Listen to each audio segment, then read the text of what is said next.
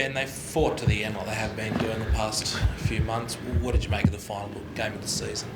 Well, I was happy that we came back at the end because it could have got ugly. Yeah. And we didn't deserve that with the season we've had, with all the injuries and all the other stuff that we've been through. And I was happy to see Cookie kick a goal, Tom kick a goal, Tom score a try, and we made him nervous for a little bit maybe. Just on that try, like, just how special is that moment for a guy, not just him but his family and everything they've contributed to this club, for him to finish with that? Just how special was it? Yeah, it was great. I mean, the fans loved it. All his teammates and all the staff loved it as well. It was just a fitting end, really, for Tommy's career here.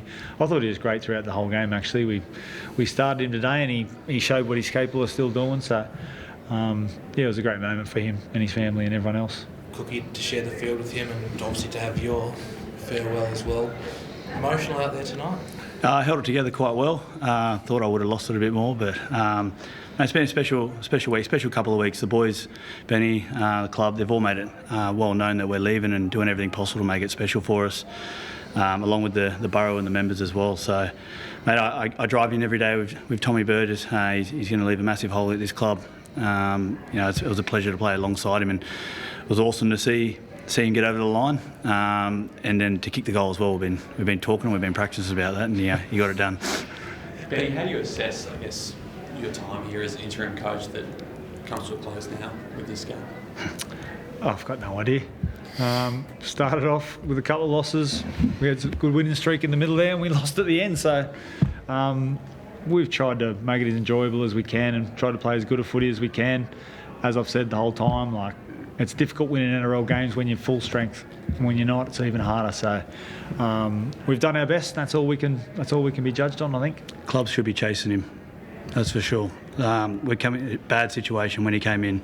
A lot of injuries, everything going wrong, and he put sparked something in us to make sure we finish off this year strong, and everything against us, we still turned up every week. So it's a credit to him. And if Wayne probably wasn't available and they took their time, you never know, he might have just gone on as head coach next year as well. Would things have fallen apart if it weren't for him, do you think?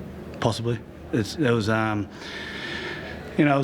been a year of learnings, that's for sure. Me personally, and I'm sure for the club, they will take a lot of learnings out of this year and bounce back with the squad we have, but next year, they won't double up this season, that's for sure. So a lot of learnings. Ben, is 16th an accurate reflection of just what's happened this year? And to that, are you confident in 2025 that things can turn around pretty quickly? Yeah, well, the scoreboard or the ladder's usually pretty fair after 27 rounds, so we can't really argue with that. But I think you've seen we've put in a lot of good efforts. When we had a side that was close to what we were capable of doing, we were winning games. And next year, I can't see why, if we're not somewhere near our full strength side, we won't win games. We've got a lot of really, really good players missing at the moment. So we get those guys back and we do the right things, and the wins will take care of themselves. One of those players missing tonight, Latrell, but how's he approached this week? Obviously, it's been up and down. He's here. Everybody? We're on a seat. Took the kids to the car. Yeah, move on. Are we allowed doing Henry's in here? Yes. That's fair enough. Don't go off the stage. Sorry, what was the question? We'll be interviewing as a team. I was just going to say, obviously, quite an up and down week for Latrell, with kind of not really knowing where the sanction was going to be served. I mean, how have you seen him respond to that this week? He's been good. I mean, it is what it is. I mean, there's nothing we can do about it, nothing he can do about it either. So, he's been fine. Came for breakfast this morning in Cronulla. It was good. We shouted him, so he's happy. Tom, you seemed pretty emotional when you came off of that first stint and got the standing ovation from the club's members.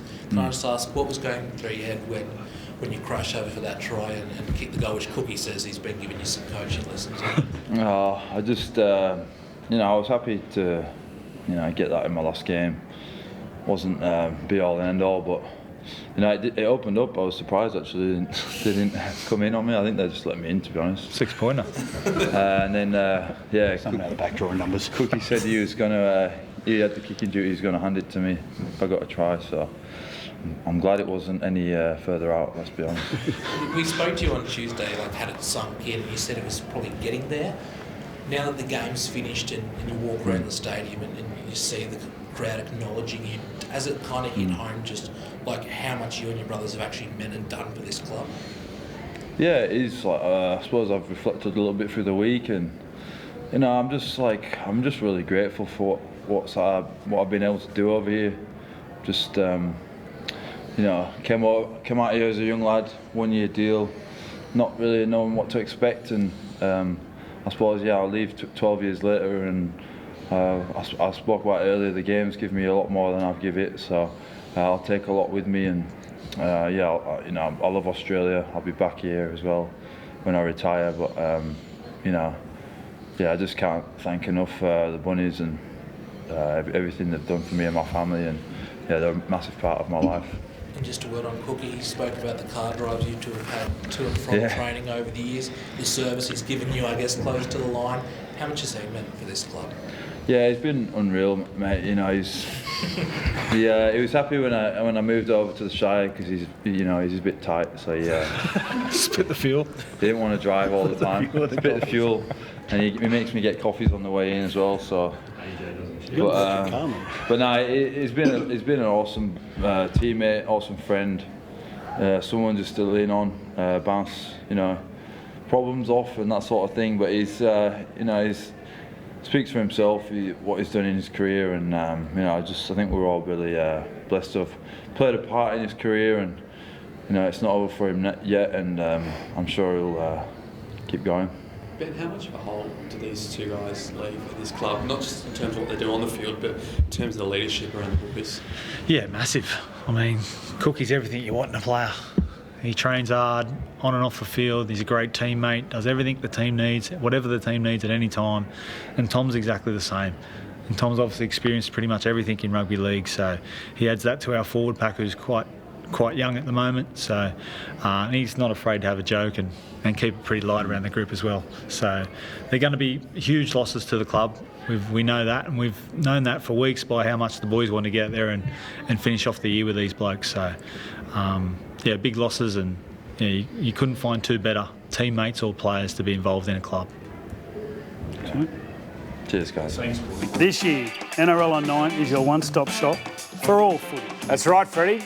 Not about the highlights, action, 7 days a week. Billy and Gus podcast, get that on your drive on the way home.